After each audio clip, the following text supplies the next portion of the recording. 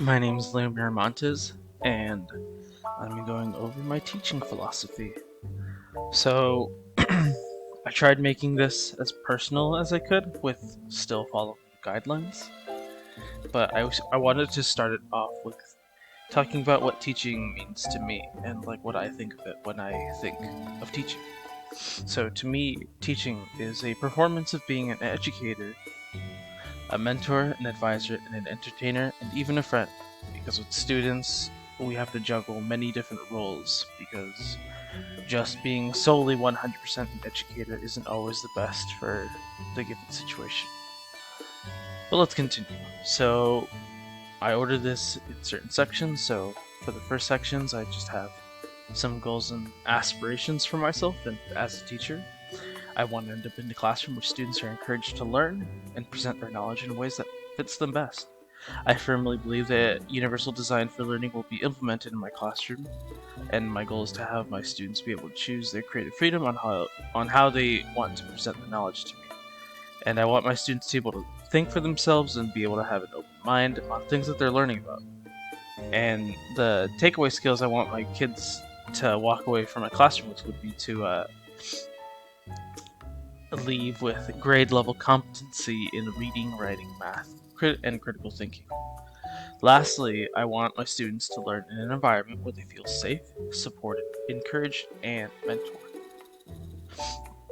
So, how am I going to go about this? Well, I have some ideas for for some methods that I would take away from this class and implement in my classroom. A goal I have for my students is to learn using uh, an implementation of the 5 E's that we covered in class in order for them to practice their own critical thinking while I ask guiding questions in order to assess their understanding. I would like to implement group work and projects as a form of learning for my students. I think group work would help them build their communication skills. Um, one implementation of group work that I thought that I could incorporate would be alternative teaching, specifically with the aid of a paraprofessional or a teacher aide. Um, to have the majority of the students with me and a small select group of students be with the teacher helper.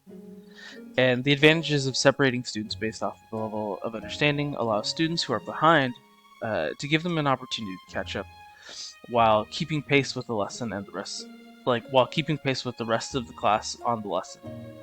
And then finally, I have a vision of integrating social justice issues for my older elementary school students. I'd like to bring up the importance of the past and present social issues and how they would relate to the lesson topic. So, how will I assess student learning? Well, in a successful learning situation in my classroom, students would be able to choose how to show their mastery of the topic. I don't want to approach my students' mastery of the content just based on tests and quizzes, but I would like to use Bloom's taxonomy as a tool when creating lesson plans.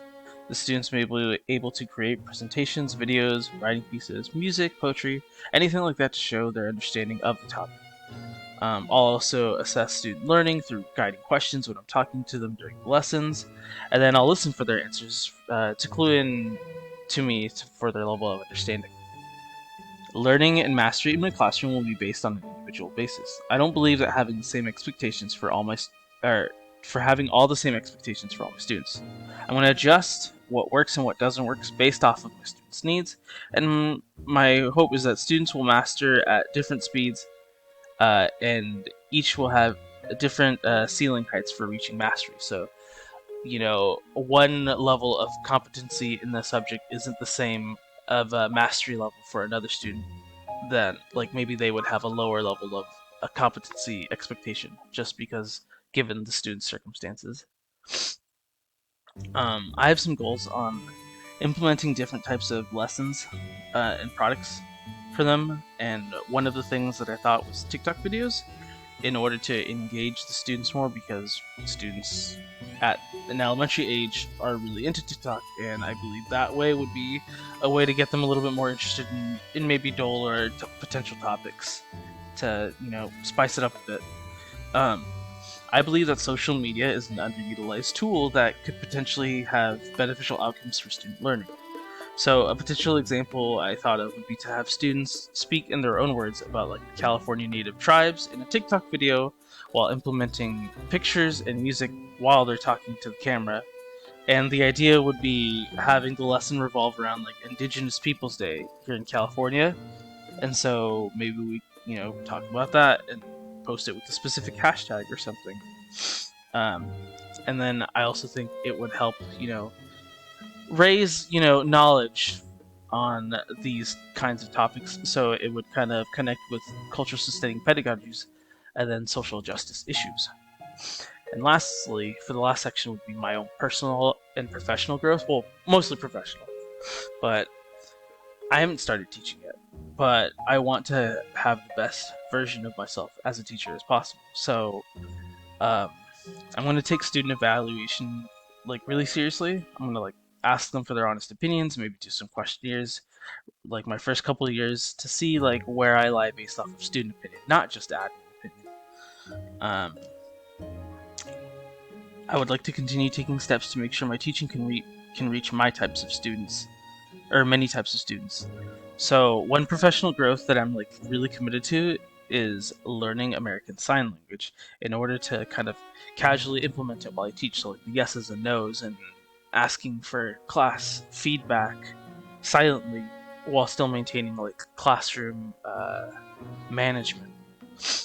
And I think it's just a really good silent form of communication that isn't utilized in classrooms enough. And another reason that I would like to bring it up is, or that I want to implement it, is because growing up, I was a first generation student. Like my parents are from Mexico, so like I didn't speak English growing up, and so I was a student that was considered different because of my language barrier.